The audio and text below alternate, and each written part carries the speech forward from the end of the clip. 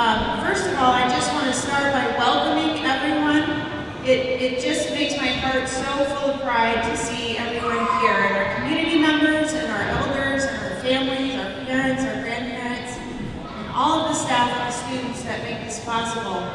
We're here today to celebrate Elizabeth Peratrovich, who was a Tlingit civil rights leader, and a lot of work has been put into this assembly. So thank you all for every part, and we see that the first graders are coming in, and I believe that's the last, but I'm going to check. So do we have kindergartners? If there are kindergartners in the building, please raise your hand.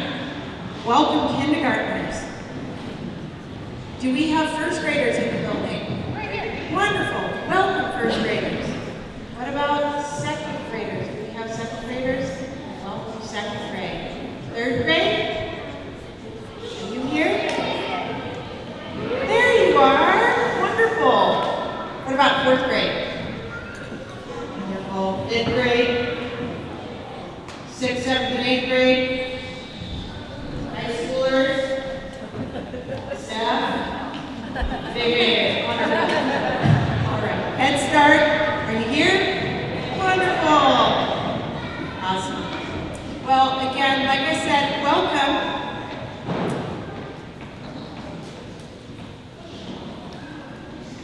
So again, this is in recognition of Elizabeth Peratrovich. I have a few remarks, and then we have quite a full lineup.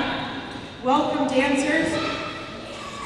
We have a full lineup for you, and we will try to move this along, but I suspect this is going to be about an hour or so if you need to plan accordingly. Elizabeth Peratrovich was born in 1911, an Alaska native of the Lakruksidi clan Raven moiety of the Tlingit Nation. She and her husband traveled around Alaska with the help of the Alaska Native Sisterhood and Brotherhood, encouraging Native Alaskans to help get a law passed that would end discrimination. Thanks to her efforts, the historic Anti-Discrimination Act of 1945 was passed. It was the first such law in the United States. Elizabeth continued her work until the day she died at the age of 47. She was buried beside her husband in the shade of a Sitka spruce in Juneau's Evergreen Cemetery. So today, all of the things that we're doing is in recognition of Ms. Peratrovich as a civil rights leader, but it's also a time for us to think about the ways that we can help make change. And one of the many ways we can help make change is by saying something if we know something is not right. And we've talked a lot about that in our school, that we can't make change happen if we wait for somebody to make the first move, right? So when we see something that's not right, we want to speak up against whatever that is.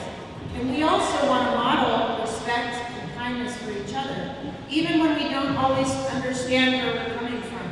We want to use kind words, we want to be thoughtful to each other, and we want to take that extra step to make change in our world. So with that, I just again want to welcome you, and we're going to start with a song presented by Mr. Davis and the high school choir.